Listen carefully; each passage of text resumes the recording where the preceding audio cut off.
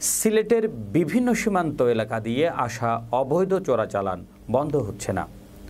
আইনশৃঙ্খলা রক্ষাকারী বাহিনী অভিযানে অনেকে আটক হলেও থেমে নেই মাদক ব্যবসায়ী ও চোরা কারবারিদের তৎপরতা। বরং অভিযানের মুখে প্রতিনিয়ত কৌশল বদলে চলছে চোরাচালান। সীমান্ত ঘেঁষা সিলেটের জয়ন্তাপুর ও গোয়াইনঘাট 2 উপজেলার সীমান্তের বিভিন্ন রোড ব্যবহার করে প্রতিনিয়ত দেশে আসছে মাদকসহ বিভিন্ন অবৈধ পণ্যের বড় বড় চালান। আইনশৃঙ্খলা রক্ষাকারী বাহিনীর অভিযানের মুখে আগের চেয়ে কিছুটা কমলেও এই তৎপরতা বন্ধ হচ্ছে না।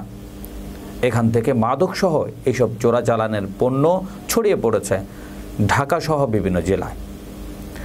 আইনশৃঙ্খলা রক্ষাকারী বাহিনী বলছে, চোরাচালানের বিরুদ্ধে তাদের অভিযান অব্যাহত আছে। পাশাপাশি মাদক ও চোরা কারবারিদের বিরুদ্ধে সামাজিক প্রতিরোধ গড়ে তোলার দাবিও তাদের।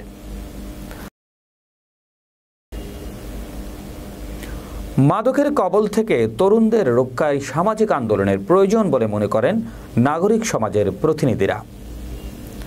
জানা গেছে, থানা পুলিশ, বিজিবি ও ডিবি পুলিশের নাম ব্যবহার করে জয়ন্তাপুর সীমান্তের চোরাচালান নিয়ন্ত্রণ করছে সামাদ আরমান, আব্দুল, রফিকুল ইসলাম শহীদ ওরফে লেফটেন্যান্ট শহীদ, আব্দুল করিম ওরফে ব্যান্ডিস করিম।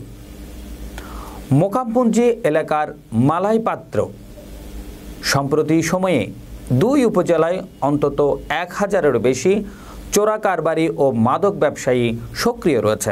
দেখছিলেন জয়ন্তাপুর ও গোয়াইনঘাট থেকে মোহাম্মদ দুলাল হোসেন রাজুর পাঠানো রিপোর্ট।